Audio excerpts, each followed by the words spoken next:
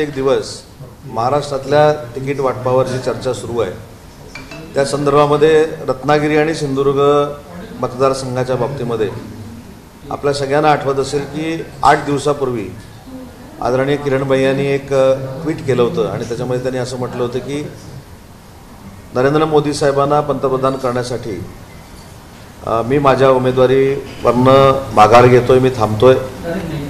आणि त्याच्यानंतर भाजपाच्याच एका नेत्यांनी या संदर्भातला निर्णय थोडे दिवसांनी घ्यावा अशा पद्धतीची विनंती केल्यामुळं या सगळ्या संदर्भात काल संध्याकाळपर्यंत चर्चा सुरू होती. आणि काल रात्रीमध्ये ज्या काही घडामोडी झाल्या त्याच्या पार्श्वभूमीवर आजची ही पत्रकार परिषद आहे. आपल्याला आठवत असेल की मी देखील 4 दिवसापूर्वी देवेंद्रजींची भेट घेतलेली होती आणि देवेंद्रजींना विनंती केली होती की रत्नागिरी सिंधुदुर्ग ही जागा ही धनुष्यबाणाला मिळावी, कारण शेवटी धनुष्यबाण अतिशय मोठ्या पद्धतीने तिथल्या लोकांना माहिती आहे.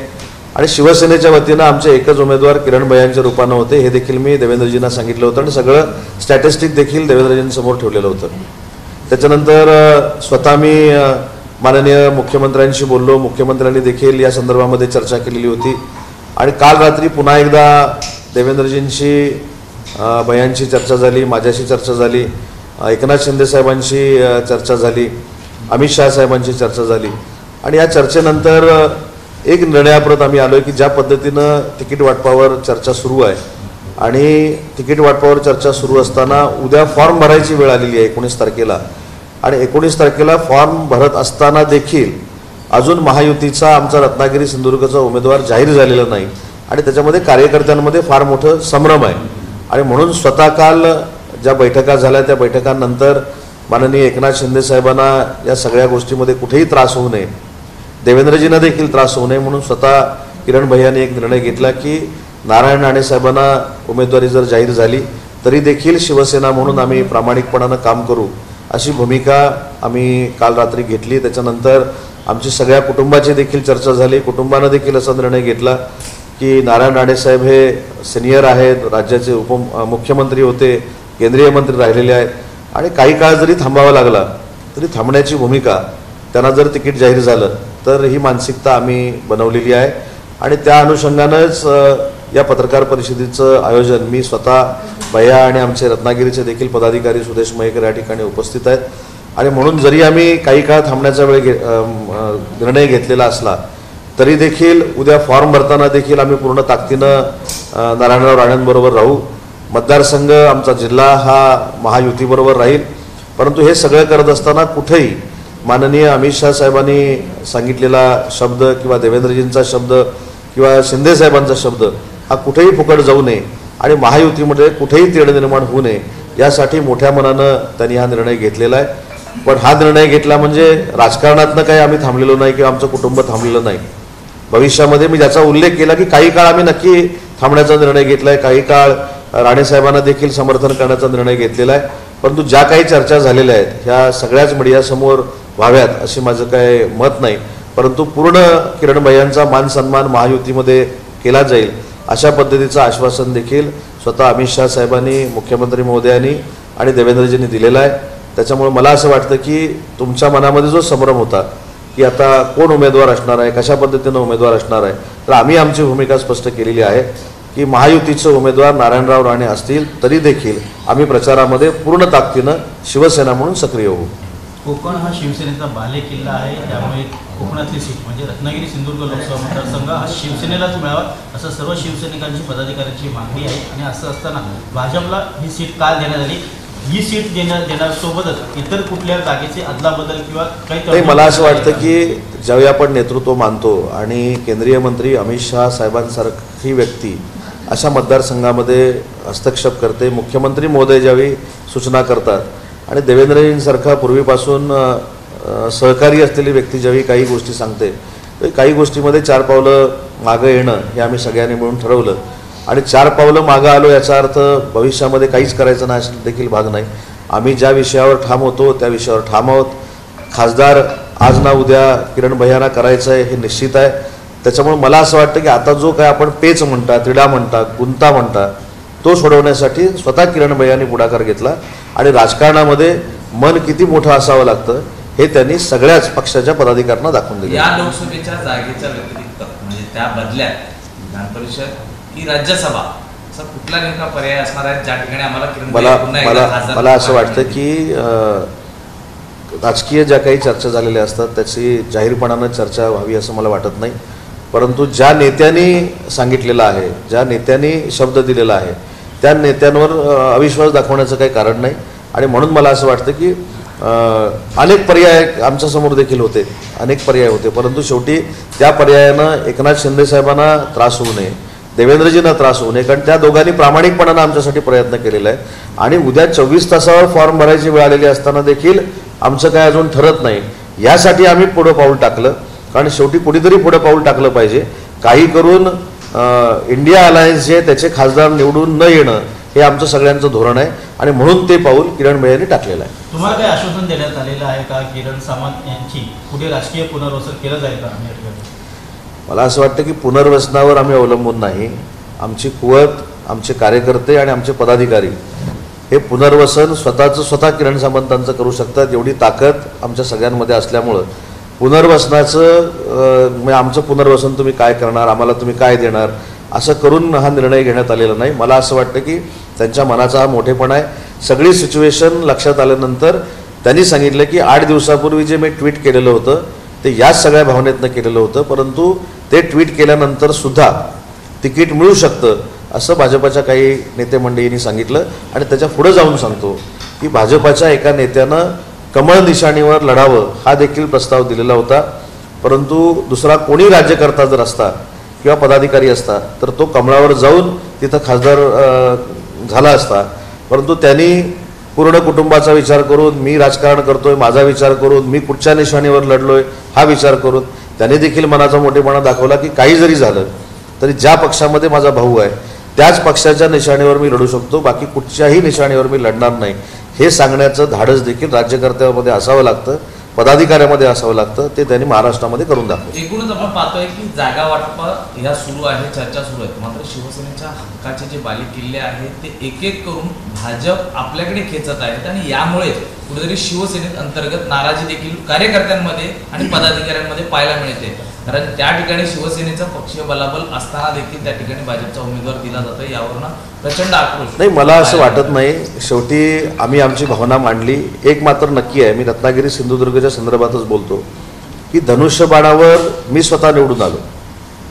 आज जरी राजन साळवी आमच्यासोबत नसले ते देखील धनुष्यबाणावरच निवडून आले. दीपक केसरकर धनुष्यबाणावर निवडून आले, वैभव नाईक धनुष्यबाणावर निवडून आले. त्याच्यामुळे धनुष्यबाण हा घराघरामध्ये पोचलेला आहे. तळकोकणामध्ये वंदनीय बाळासाहेबांचा विचार असलेला तळकोकण आहे.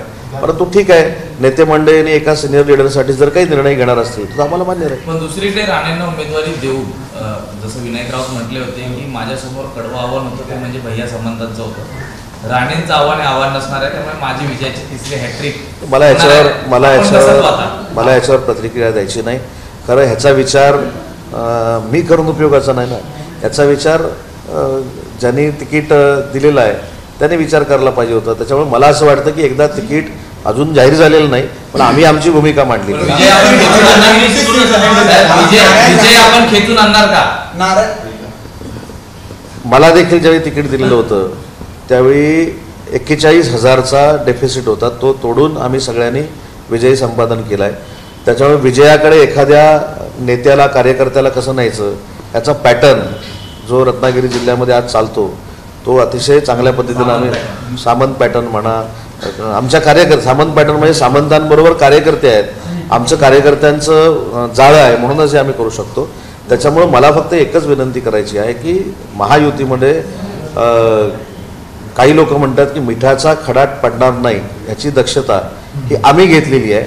आता प्रचारात मिठाचा खडा पडणार नाही याची जबाबदारी तिथल्या सगळ्या नेते मंडळींनी घेतली.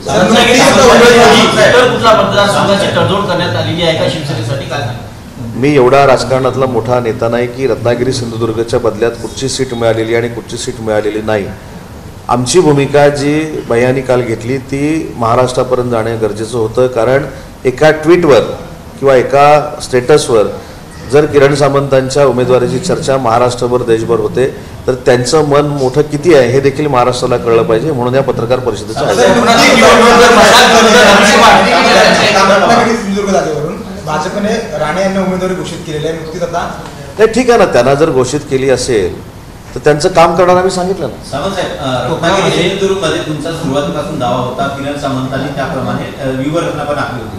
तुमची आणि किरण सामंतांची उपमुख्यमंत्री देवेंद्र फडणवीसांसोबतची यशस्वी शिष्टाई राणेंना म्हणजे पाठिंबा दर्शवायला कारणीभूत आहे का? मी एक सांगू का, देवेंद्रजी हे भाजपाचे नेते आहेत, भाजपाचे महाराष्ट्रातले सर्व आहेत, परंतु माझ्या कुटुंबाचे आणि देवेंद्रजींचे संबंध हे राजकारणाच्या पलीकडचे आहेत. एकनाथ शिंदे साहेब हे शिवसेनेचे नेते आहेत, मुख्यमंत्री आहेत, त्यांचे आणि माझे संबंध, माझ्या कुटुंबाचे संबंध हे राजकारणाच्या पलीकडचे आहेत. आणि म्हणून एखाद्या गोष्टीवरनं कुठं जर कॉन्ट्रोवर्सी निर्माण होत असेल तर कोणीतरी पुढाकार घेतला पाहिजे, आपल्या नेत्यांना कुठेही त्रास होणार नाही ही भूमिका घेतली पाहिजे, आणि ती भूमिका आदरणीय किरण भैयाने घेतली, म्हणूनच आज नारायण राणेंची उमेदवारी जाहीर झाली. कोकण हा शिवसेनेचा पारंपरिक बालेकिल्ला आहे, तळागाळात रुजलेली संघटना आहे शिवसेना. इथे जर धनुष्यबाण विरुद्ध तर मशाल अशी जर लढाई झाली असती तरी तुल्यबळ आणि काटेकी टक्कर तिथे झाली असती. कमळ विरुद्ध मशाल अशी मला असं वाटतं की आता जर तरवर बोलण्यामध्ये काही अर्थ नाही. धनुष्यबाण जर असता तर किती धनुष्यबाण अधिक कमळ आहे. धनुष्यबाण अधिक कमळ विरुद्ध मशाल आहे. हां, आता धनुष्यबाण अधिक कमळ अधिक घड्याळ यांच्या समोर मशाल आहे, परंतु जे काही घडले त्याच्यावर आता चर्चा करण्यामध्ये काय अर्थ आहे असं मला वाटत नाही. एक महत्त्वाची गोष्ट आहे की जे आपण म्हटलं की नारायणराव राणेंची उमेदवारी जाहीर झाली, जर रात्री या घडामोडी घडल्याच नसत्या, किरण भैयांनी जर सांगितलं नसतं तर आज संध्याकाळपर्यंत नाही, उद्या सकाळपर्यंत देखील उमेदवारी जाहीर झाल्या नसत्या. आणि म्हणून मी सांगितलं की एकनाथजी शिंदे साहेब असतील, देवेंद्रजी असतील आणि अमित शहा साहेबांनी सांगितलेला शब्द असेल, या संदर्भात जो आम्ही निर्णय घेतला त्याच्यामुळं नारायणराव राणेंची उमेदवारी जाहीर झाली असेल. त्यांना देखील मी मनापासून शुभेच्छा देतो. आम्ही दोघं आताच रत्नागिरीला निघालेलो आहोत. आम्ही आमच्या कार्यकर्त्यांशी चर्चा करू, कार्यकर्त्यांशी बोलू आणि आमच्या शिवसेनेच्या माध्यमातून आमचे खासदार आणि प्रचार प्रमुख म्हणून किरण सामंतच काम बघतो. बीजेपी की आ गई है 13th लिस्ट, उसमें नारायण राणे को जो है रत्नागिरी से सीट दी गई है, जो आपका एक ऐतिहासिक जगह है रत्नागिरी, वहाँ से हम नारायण राणे कर सकते हैं. क्या आप जो है एक साथ महायुति के आएंगे या कार्यकर्ताओं में कहीं ना कहीं नाराजगी? नारायण राणे साहब ही अकेले नहीं है. नारायण राणे साहब के साथ शिवसेना है, एनसीपी है, आठवले साहब की रिपाई है और हमारे मित्र पक्ष है. जो 45+ का हमारा संकल्प है वो हम पूरा करेंगे और उसमें रत्नागिरी सिंधुदुर्ग की जगह रहेगी. कार्यकर्ताओं में कहीं ना कहीं नाराजगी है कि जो है इस सीट आप ही लड़ते आ रहे हैं? नाराजगी तो रहेगी क्योंकि उनका जो सपोर्ट था वो किरण भैया के उम्मीदवारी को था. नाराज़ी रहेगी, नाराज़ी हम दोनों जाके, हमारे पदाधिकारी जाके वो दूर करेंगे. कल नारायण राणे साहब का मेरे ख्याल से फॉर्म भरने का दिन है, 11 बजे हम उसमें शामिल होंगे.